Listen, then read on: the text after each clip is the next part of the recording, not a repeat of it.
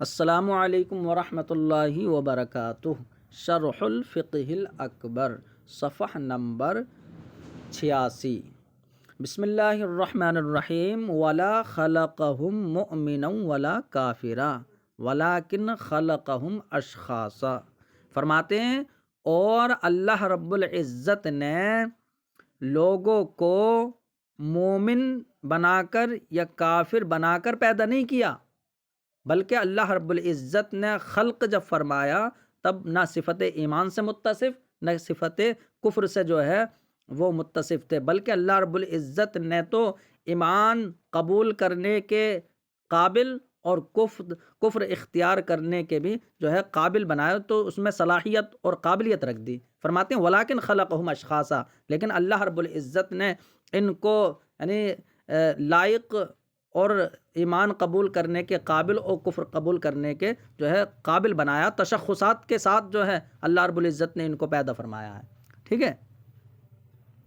تو فرمایا اشخاصہ کا مطلب یہ ہے کہ یعنی ان کے اندر صلاحیت اور تشخص ان کے اندر پیدا فرمایا ہے۔ والایمان والکفر فعل العباد، اور ایمان اور کفر یہ دونوں بندوں کے فعل ہیں۔ یعلم اللہ تعالی من یکفر فی حال کفرہ کافرا، تو من یکفر جو کافر ہو، تو اللہ رب العزت کافر کو اس کے کفر کی حالت میں جانتا ہے، کافر ہی جانتا ہے۔ فَإِذَا آمَنَ بَعْدَ ذَلِكَ، اور جب وہ بعد میں ایمان لے آئے تو عَلِمَهُ مُؤْمِنًا فِي حال ایمانہ، اب اللہ رب العزت اس کے ایمان کی حالت میں اس کو مومن جانتا ہے۔ لیکن اب یہ جو بندہ پہلا کافر تھا پھر مومن ہو گیا تو اب اللہ کا علم بھی بدل جائے، تو ایسا نہیں ہے۔ اللہ کے علم کا تعلق تو وہی ہے، بلکہ یہاں جس سے تعلق ہوا ہے تو اللہ کے علم میں تغیر نہیں ہوا، بلکہ تعلق اور جو متعلق ہے کہ اللہ کے علم کا تعلق جس کفر و ایمان سے ہوا ہے اس میں تبدیلی ہوئی ہے۔ تو اللہ کی صفات میں تبدیلی نہیں ہوتی، بلکہ ان صفات کا تعلق جن متعلق سے ہوتا ہے تو اس متعلق میں جو ہے تبدیلی ہوئی ہے۔ فرماتے ہیں من غیر ان یتغیر علمہ وصفتہ،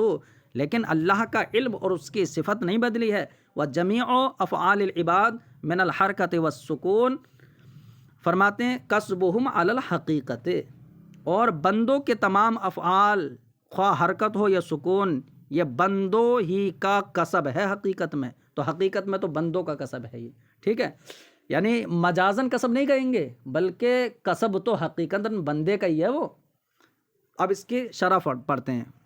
فرماتے ہیں ولا خلقہم مؤمنا ولا کافرا، تو اللہ رب العزت نے لوگوں کو مومن اور کافر بنا کر پیدا نہیں کیا کہ بطور جبر اور اکراہ انہیں جو ہے مومن بنا دیا ہو اور اختیار نہ ملا ہو۔ تو فرماتے ہیں جبر اور اکراہ کے طور پر مومن کافر نہیں بنا کر پیدا کیا۔ ولاکن خلقہم اشخاصا، لیکن اللہ رب العزت نے ان کو جو ہے قابل بنا دیا ہے کہ چاہے ایمان لے آئیں یا کفر کریں، ای قابلۃ لقبول الایمان اخلاصا ولاختیارہم الکفر علی توہم کونہم لہم خلاصا۔ فرماتے ہیں یعنی اللہ رب العزت نے اخلاص کے ساتھ ایمان قبول کرنے کے قابل بنا دیا۔ ٹھیک ہے، اور یہ سمجھتے ہیں کہ ہم کفر کر رہے ہیں تو چھٹکارا پا رہے ہیں، اپنے وہم میں یہ سمجھتے ہیں نا، تو فرماتے ہیں کہ ولاختیار الکفر، اور کفر اختیار کرنے کے قابل ان کو بنا دیا کہ علی توہم کونہ، کہ ان کے لیے یعنی یہ کفر ان کے وہم میں جو ہے یہ کفر چھٹکارا ہے، تو ان کے لیے کفر چھٹکارا ہونے کے وہم پر کہ یہ تو چھٹکارا سمجھ رہے ہیں، تو اس یعنی تو کفر کو اپنے لیے چھٹکارا سمجھنے کے طور پر کفر اختیار کرنے کے قابل انہیں بنا دیا۔ والایمان والکفر فعل العباد، اور ایمان اور کفر یہ دونوں بندوں کے فعل ہیں۔ بندوں کے فعل کا مطلب یعنی بندوں نے خود اختیار کیا ہے، اے بحسب اختیارہم لا علی وجہ اضطرارہم، تو یہ ان دونوں کا یعنی دونوں یہ بندوں کے فعل ہیں، یعنی بندوں کے اختیار کے اعتبار سے، نہ کہ بندوں کو مجبور کرنے کے طور پر بندوں کا فعل نہیں ہے۔ ٹھیک ہے، فرماتے ہیں وسبحان من اقام العبادہ فیما ارادہ،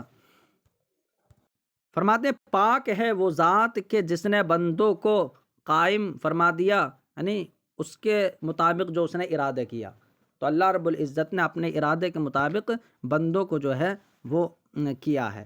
کہ جس کے ساتھ اللہ رب العزت نے کفر کا ارادہ فرمایا تو وہ کافر دنیا میں پیدا ہوا اپنے اختیار سے، لیکن اس نے کفر کیا۔ اور جن نے جو اپنے اختیار سے ایمان لایا تو اللہ رب العزت کے ارادے کا تعلق وہ ایمان سے ہو گیا۔ تو فرماتے ہیں یعلم اللہ تعالی من یکفر فی حال کفرہ کافرا، تو اللہ رب العزت کفر کرنے والے کو حالت کفر میں کافر جانتا ہے، ای و ابغضہ، اور اللہ رب العزت اس کفر کو جو ہے ناپسند فرماتا ہے، جیسے کہ ایک نسخے میں وہ ابغضہ کی زیادتی ہے۔ فرماتے ہیں فَإِذَا آمَنَ بَعْدَ ذَلِكَ، تو جب بندہ اس کے بعد ایمان لے آئے، ای ارتکاب کفر ہی، تو ذالکہ کا مشار الیہ ہے، یعنی کفر کا مرتکب ہونے کے بعد ایمان لے آئے، علمہ مؤمنا فی حال ایمانہ، تو اللہ رب العزت اس کو ایمان کی حالت میں مومن جانتا ہے، یعنی تو مومن ہونے سے اللہ کے علم کا تعلق ہو جاتا ہے، ای و احبہ، اور اللہ رب العزت اس کو پسند فرماتا ہے، اس کے مومن ہونے کو، کما فی نسختن، جیسے کہ ایک نسخے میں وہ احبہ کی زیادتی ہے، من غیر ان یتغیر علمہ، بغیر اس کے کہ اللہ رب العزت کا علم متغیر ہو، اے بتغیر کفر عبدہ و ایمانہ، یعنی کہ بندے کے کفر اور ایمان کے بدلنے سے اللہ کے علم میں تغیر ہو، ایسا نہیں ہے۔ وصفاتہ وصفتہ، ان یتغیر علمہ وصفتہ،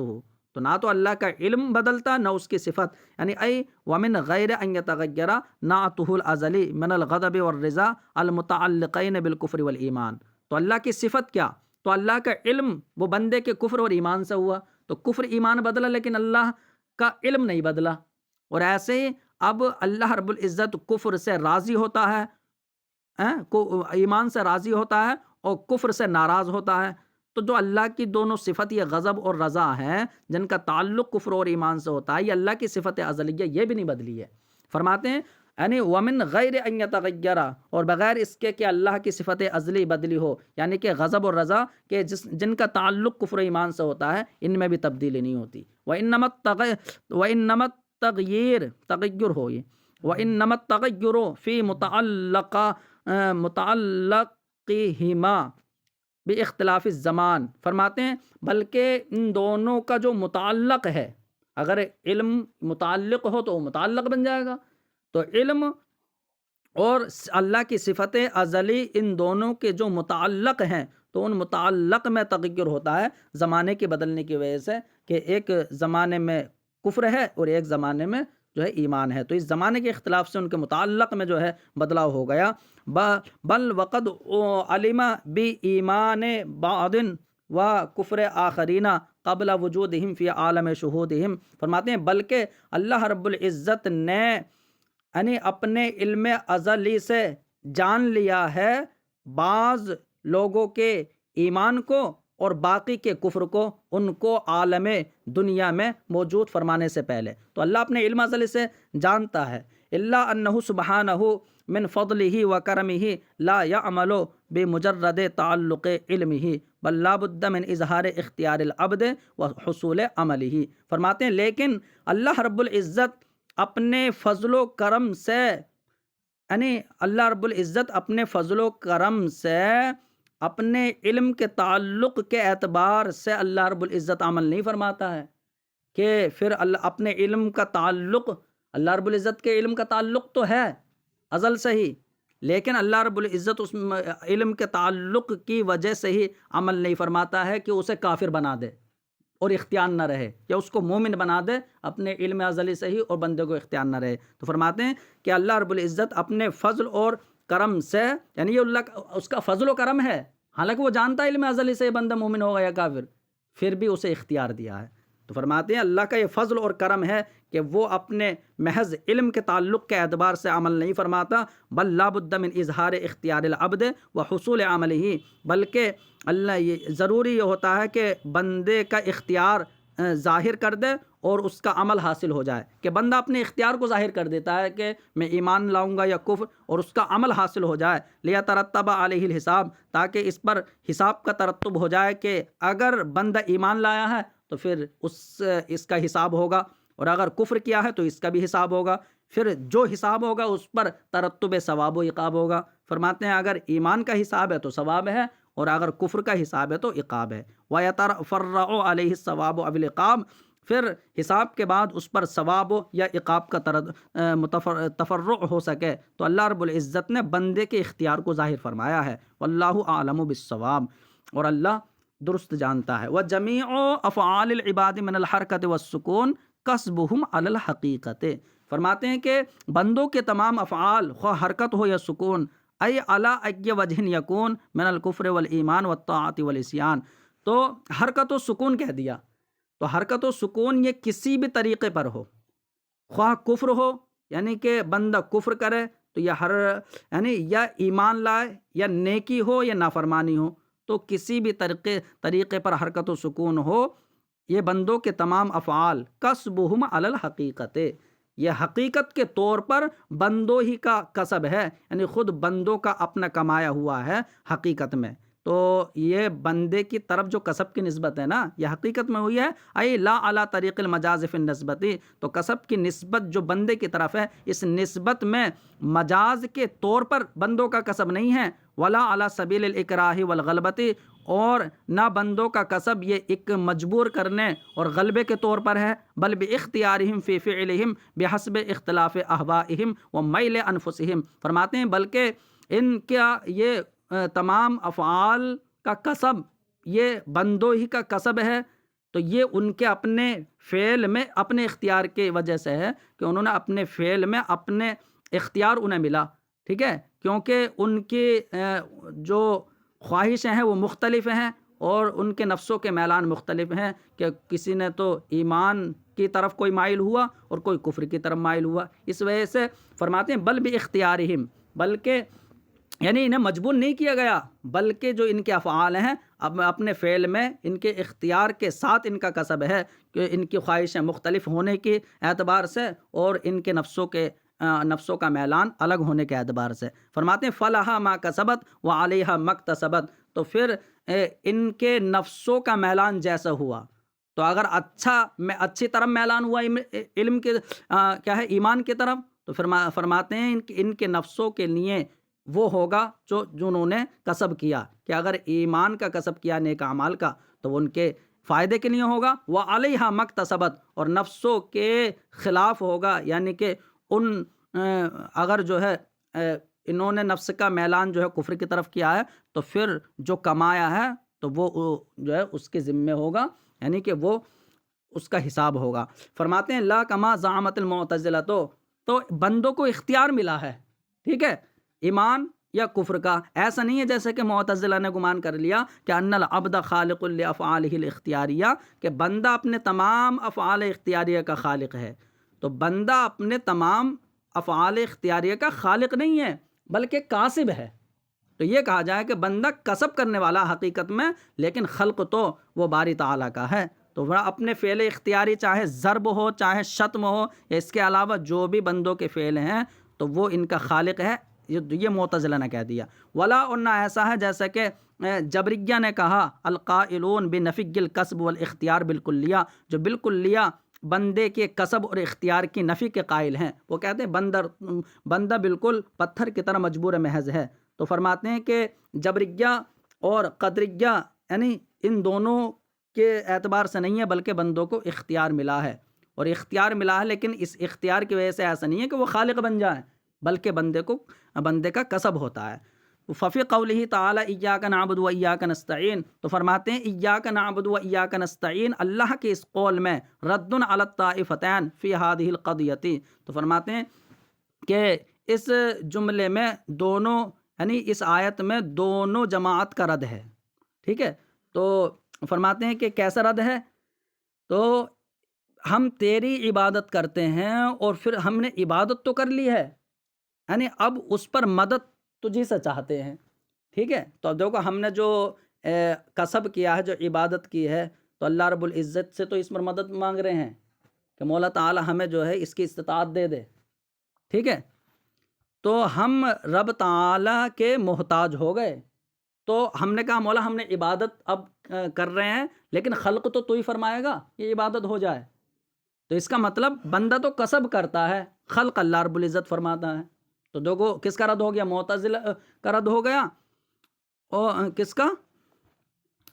ہاں معتزلہ کا رد ہو گیا. اور جو جبریہ یہ کہتے ہیں کہ بندہ مجبور محض ہے، وہ کچھ نہیں کر سکتا، تو بتانا ایسا نہیں ہے، بلکہ بندہ اپنے اختیار سے دیکھو عبادت کرتا ہے اور رب تعالیٰ سے مدد مانگ رہا ہے. تو بندہ اپنے اختیار سے عبادت کر رہا ہے، ایسا نہیں ہے کہ وہ مجبور ہے. تو ایاک نعبد، ہم تیری عبادت کرتے ہیں اور تجھ سے ہی مدد چاہتے ہیں. والحاصل، حاصل یہ ہے کہ ان الفرق بین الکسب والخلق ہوا ان الکسب امر لا یستقل به الکاسب والخلق امر مستقل به الخالق. تو فرماتے ہیں کسب اور خلق کے درمیان فرق یہ ہے کہ کسب ایسا امر ہے کہ جس میں کاسب مستقل نہیں ہوتا ہے، بلکہ وہ اس کے وجود میں خالق کا محتاج ہوتا ہے. انہوں نے تو کسب کر دیا، لیکن وہ وجود، اس کا وجود تب ہوگا جبکہ اللہ کے صفت خلق کا تعلق ہو جائے، تو وہ مستقل نہیں ہے. فرماتے ہیں والخلق امر، لیکن خلق ایسا امر ہے کہ خالق اس میں مستقل ہوتا ہے، کہ اللہ رب العزت جس چیز کا خلق فرمائے اس میں بندے کے کسب کی حاجت نہیں ہے، لیکن بندہ اگر کسب کرے تو اسے اللہ کے خلق کی حاجت ہے. فرماتے ہیں وقیل، و کہا گیا ما وقع بآلۃ فہو کسب. تو کچھ لوگوں نے اس طریقے سے فرق بیان کیا ہے کہ جو فعل آلے کے ذریعے واقع ہو تو وہ کسب ہے، اور جو بغیر آلے کے واقع ہو وہ خلق ہے. فرماتے ہیں ثم ما اوجدہ سبحانہ من غیر اقتران قدرت اللہ تعالی بقدرت العبد و ارادتہ یکون صفۃ لہ ولا یکون فعلا لہ کحرکت المرتعش. تو فرماتے ہیں دیکھیے جیسے مرتعش ہے کہ جس کا ہاتھ بغیر اختیار اور ارادے کے ہل رہا ہے. دیکھو بندے کا جو یہ ہاتھ ہل رہا ہے یعنی رعش، تو حرکت مرتعش کی جو حرکت ہے، جو رعشہ طاری ہو گیا ہے، تو یہاں پر یہ دیکھو کہ اللہ تعالیٰ کی قدرت بندے کی قدرت اور ارادے سے یہاں بھی مقترن ہے. ٹھیک ہے، اور یہاں پر یہاں پر اللہ تعالیٰ کی قدرت تو ہے لیکن بندے کا اختیار نہیں ہے، کیونکہ یہ مرتعش کی جو حرکت ہے یہ غیر اختیاری ہوتی ہے. تو دیکھو یہاں پر صرف اللہ تعالیٰ کی قدرت ہے، تو یہ اللہ، یہ بندے کی صفت تو کہیں گے کہ بندہ حرکت ارتعاش سے متصف ہے، اس لیے وہ مرتعش کہلاتا ہے، لیکن وہ بندے کا فعل نہیں ہوگا. ٹھیک ہے، لیکن جہاں بندے کا اختیار بھی ہوتا ہے تو پھر اس کو بندے کا فعل بھی کہتے ہیں، یعنی کہ کسب کے طور پر،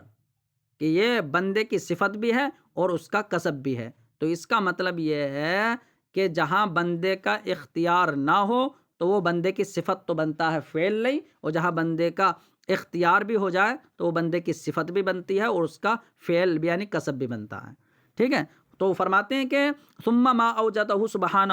پھر وہ چیزیں کہ جن کو اللہ رب العزت موجود فرما دے بغیر اپنی قدرت کے اقتران، یعنی اپنی قدرت کو ملائے بغیر بندے کی قدرت و ارادے سے، یکون صفۃ لہ، تو وہ بندے کی صفت تو بن جائے گی لیکن اس کا فعل نہیں ہوگا. جیسے مرتعش کی حرکت، تو مرتعش کی حرکت ہے تو صفت ارتعاش اس کی صفت ہے. وما اوجدہ مقارنا لایجاد قدرتہ و اختیارہ، فرماتے ہیں اور جن چیزوں کو اللہ موجود فرمائے یعنی بندے کی قدرت اور اختیار کے یعنی کو موجود کرنے سے ملاتے ہوئے. ٹھیک ہے، تو جن چیزوں کو اللہ موجود فرمائے اس حال میں کہ بندے کے قدرت اور اختیار کے یعنی ایجاد سے وہ متصل اور مقارن ہے، کہ اللہ رب العزت نے بندے کی قدرت و اختیار کو بھی موجود کیا ہے وہاں پر. ٹھیک ہے، تو اور اپنی قدرت بھی ہے. تو فرماتے ہیں فیوصف بکونہ صفۃ و فعلا و کسبا للعبد، تو اس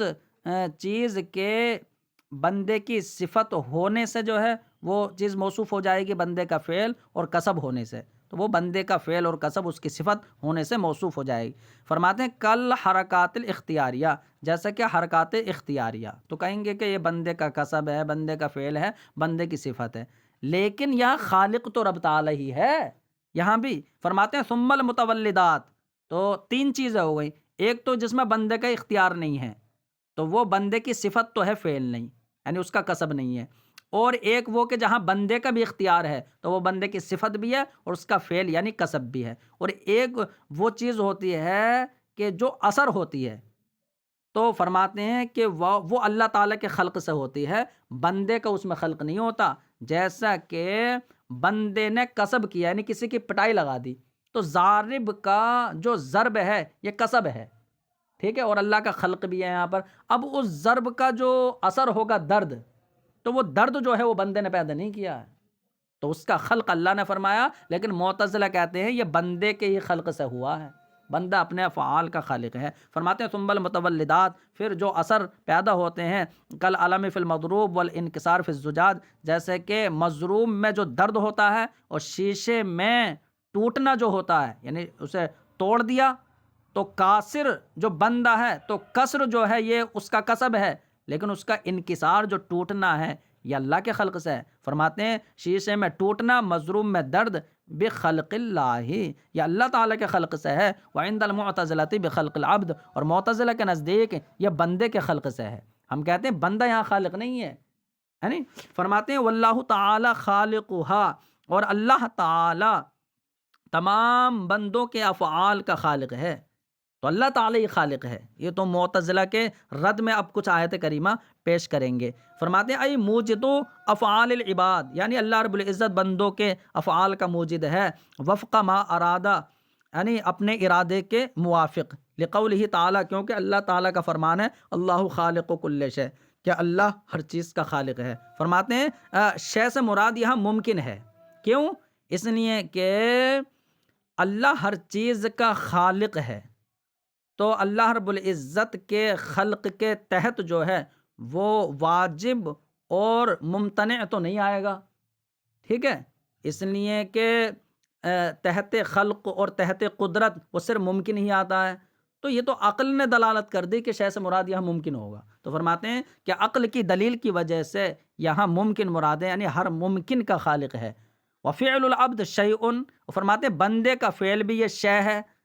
ٹھیک ہے، تو اس وجہ سے یہ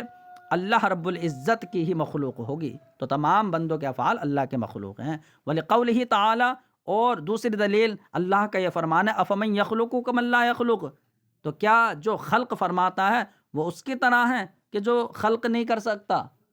ہے؟ تو اس کا مطلب اللہ خالق ہے، تو جو خالق ہے اس کی طرح کیسے ہو جائے گا کہ جو کسی چیز کا خلق بھی نہیں کر سکتا؟ تو فرماتے ہیں اَيَ الَّذِي يَصْدُرُ مِنْهُ حَقِيقَةُ الْخَلْقِ، یعنی کہ جس ذات سے خلق کی حقیقت صادر ہوتی ہے تو وہ اس کی طرح نہیں ہے کہ جس سے کچھ بھی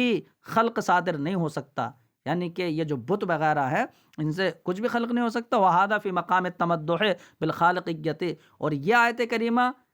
کہ جو خالق ہے وہ اس کی طرح کیسے ہو سکتا ہے کہ جو خلق نہیں کر سکتا، یہ مقام مدح میں ہے، تو اس کا مطلب یہ ہے کہ جو خالق ہے وہی معبود ہے، تو عبادت کا مستحق جو ہے نا وہ خالق ہوگا، اس لیے مقام مدح میں یعنی یہ بیان کیا گیا تو پتہ چلا کہ وہی جو ہے عبادت کے لائق ہے۔ وَهَذَا فِي مَقَامِ التَّمَدُّحِ بِالْخَالِقِيَّةِ، اور یہ آیت کریمہ خالقیت کے ذریعے جو ہے مدح کے مقام میں ہے، مقام مدح میں ہے۔ وَكَوْنِهَا سَبَبًا لِاسْتِحْقَاقِ الْعِبَادَةِ، اور استحقاق عبادت کا سبب خالق یعنی خالق کے استحقاق عبادت کا سبب ہونے کے بارے میں ہے کہ جو خالق ہوگا وہی مستحق عبادت ہوگا۔ اور تیسری دلیل اللہ کا فرمان ہے وَاللَّهُ خَلَقَكُمْ وَمَا تَعْمَلُونَ، معتزلہ کے رد میں ایسا بھی ہے، اللہ تمہارا بھی خالق ہے اور جن کو تم کرتے ہو جو کام کرتے ہو ان کا بھی خالق ہے۔ اس کا مطلب ہے یعنی وَعَمَلَكُمْ او معمولکم، کہ اللہ رب العزت تمہارا خالق ہے، وما تعملون، اگر ما جو ہے یہ مصدریہ ہو تو پھر عمل کے معنی میں ہو جائے گا کہ اللہ رب العزت تمہارے عمل کا خالق ہے، اور اگر ما مصدریہ نہ ہو تو اب صورت میں یہاں پر معمول کے معنی میں ہوگا کہ جس کو تم کرتے ہو جو تمہارا کام ہے، تو ای معمولکم یعنی تمہارے معمول کا خالق ہے۔ وبہ احتج ابو حنیفہ رحمہ اللہ علی عمرو بن عبید، فرماتے ہیں اور اسی کے ذریعے امام اعظم رضی اللہ تعالیٰ عنہ نے عمرو ابن عبید پر استدلال فرمایا تھا کہ دیکھو یہاں پر وما تعملون میں اللہ رب العزت بندوں کے اعمال و افعال کا خالق ہے۔ فرماتے ہیں وفی حدیث رواہ الحاکم وصححہ البیہقی من حدیث حذیفہ مرفوعاً، اور ایک حدیث میں ہے کہ جس کو حاکم نے روایت کیا ہے اور اس کی تصحیح بیہقی نے فرمائی ہے، یعنی حضرت حذیفہ کی حدیث سے جو ہے وہ روایت کیا ہے بطور رفع مرفوع روایت ہے، ان اللہ صانع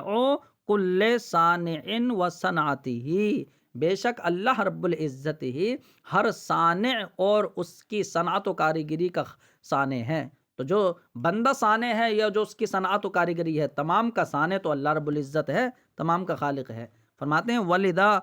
وَبَّخَهُمْ سُبْحَانَهُ بِقَوْلِهِ تَعَالَى أَتَعْبُدُونَ مَا تَنْحِتُونَ، تو فرماتے ہیں اس لیے اللہ رب العزت نے یعنی مشرکین کی توبیخ اور زجر و توبیخ فرمائی اپنے اس فرمان سے کہ اتعبدون، کہ تم انہیں پوجتے ہو جنہیں تراشتے ہو۔ تو اس کا مطلب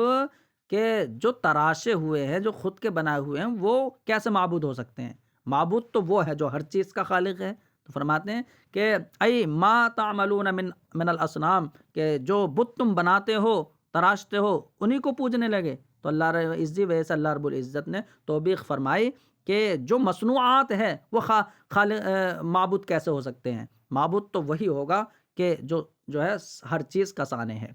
وَبِقَوْلِهِ تعالیٰ، اور اللہ نے اپنے اس قول سے زجر و توبیخ فرمائی، أَفَمَنْ يَخْلُقُ كَمَنْ لَا يَخْلُقُ، کہ جو خلق فرماتا ہے وہ اس کی طرح ہے کہ جو خلق نہیں کر سکتا۔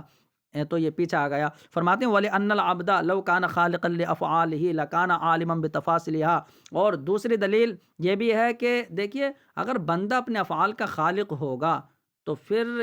جس چیز کا خلق اگر وہ کرے گا تو اس کی تفصیل کو جانتا ہوگا، حالانکہ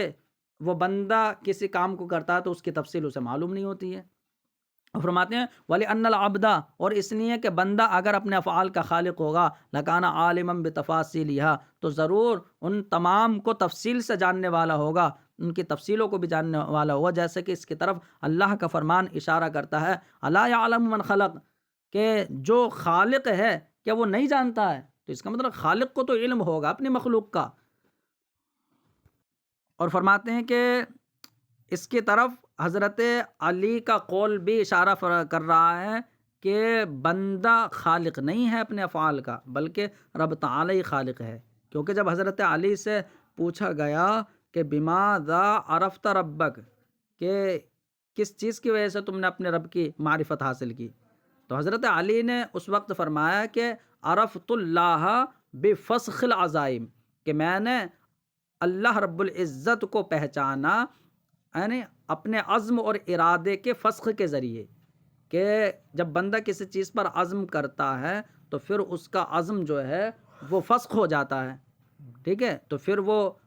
اس کام کو چھوڑ دیتا ہے۔ تو اس کا مطلب یہ ہے کہ بندے نے تو عزم کیا تھا لیکن اللہ رب العزت نے اس کے خلاف جو ہے ارادہ فرمایا تو پھر وہ جو ہے فسخ ہو گیا۔ لیکن اللہ رب العزت اگر عزم فرما لے تو پھر اس کو فسخ کرنے والا کوئی نہیں ہے۔ تو میں نے پہچان لیا کہ حقیقت میں تو خالق کوئی اور کوئی ہے۔ تو عرفت اللہ بفسخ العزائم، میں نے رب کی معرفت اپنے عزائم کے فسخ ہونے کی وجہ سے یعنی معرفت حاصل کی۔ فرماتے ہیں وَلَقَدْ أَغْرَبَ الْمُعْتَزِلَةُ، فرماتے ہیں اور معتزلہ پر تعجب ہے کہ عجیب و غریب انہوں نے بات کی ہے کہ حیث صرفوا قولہ تعالی، کہ انہوں نے اللہ خالق کل شیء اس قول کو پھیر دیا ہے اللہ کی صفت کی طرف بھی، کہ اللہ اپنی صفت کا بھی خالق ہے۔ یہاں تک کہ انہوں نے کہہ دیا کہ ان کلامہ مخلوق، کہ بے شک اللہ تعالیٰ کا کلام مخلوق ہے۔ تو دیکھیے صفات الہیہ کو تو وہ اللہ رب العزت کے خلق کے تحت لے آئے اور شے میں شامل مان لیا انہوں نے، لیکن جو بندے کی صفات ہیں انہیں داخل نہیں کیا۔ تو اللہ کی صفت کو تو داخل کر دیا اور جو بندوں کی صفتیں ہیں جو حقیقت میں داخل ہیں انہوں نے ہٹا دیا۔ فرماتے ہیں وَلَمْ يَصْرِفُوهُ إِلَى صِفَاتِ الْخَلْقِ، اور انہوں نے اللہ تعالیٰ کے اس قول کو مخلوق کی صفات کی طرف نہیں پھیرا، کیونکہ انہوں نے کہہ دیا کہ بندے کے افعال اللہ کی مخلوق نہیں ہیں۔ وَأَمَّا قَوْلُهُ تَعَالَى، فرماتے ہیں کوئی اعتراض یہ کرے کہ وَمَا رَمَيْتَ إِذْ رَمَيْتَ وَلَكِنَّ اللَّهَ رَمَى، کہ اے حبیب تم نے جو کنکری پھینکی جب پھینکی تھی تو تم نے نہیں پھینکی، وما رمیتا تم نے کنکری نہیں پھینکی، ادھر رمیتا جب تم نے کنکری پھینکی تھی، لیکن اللہ نے جو ہے وہ اس کو پھینکا تھا۔ تو یہاں پر اس کا کیا مطلب ہے؟ تو اس سے تو یہ سمجھ میں آیا کہ بندے کا کوئی فعل نہیں ہے، بلکہ بندہ جو بھی کرتا ہے تو وہ حقیقت میں اللہ رب العزت ہی کرتا ہے؟ تو فرماتے ہیں نہیں، حقیقت میں خالق تو اللہ ہی ہے، لیکن ہے بندے کا کسب۔ تو جہاں اللہ نے فرمایا وما رمیتا، تو ادھر رمیتا، جب تم نے پھینکا تو کنکری تم نے خلق کے طور پر نہیں پھینکی ہے حبیب، خلق کے طور پر تو اللہ نے پھینکی ہے، تمہارا تو کسب تھا۔ تو یہ مراد ہے فمعناہ، اس کا مطلب ہے یعنی وما رمیتا یعنی ما رمیتا خلقا اذ رمیتا، تو جب تم نے کسب کے طور پر پھینکی تھی کنکری تو پھر بطور خلق نہیں پھینکی تھی، ولیکن اللہ رما بخلق کسب الرمی فی المصطفیٰ، فرماتے ہیں لیکن اللہ رب العزت نے ان کنکریوں کو پھینکا تھا کہ اس طور پر کہ پھینکنے کا کسب جو ہے مصطفیٰ جان رحمت صلی اللہ علیہ وسلم میں خلق فرما دیا تھا، تو رمی کا کسب تو وہ ذات مصطفیٰ میں تھا، لیکن خلق کا تعلق وہ ذات الہ سے تھا۔